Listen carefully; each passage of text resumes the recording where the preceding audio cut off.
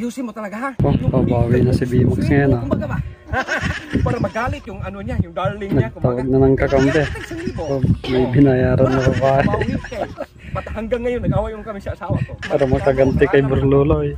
Sana Kumanta. Sumabla yung kanta.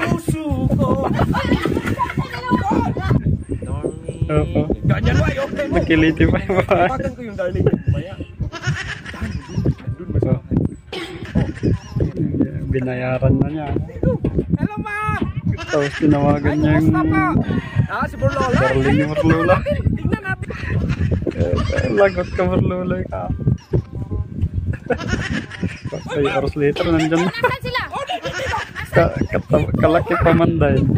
Lagot kang Burlolo ka. Hindi lang. Sige, sinabunutan mo pa.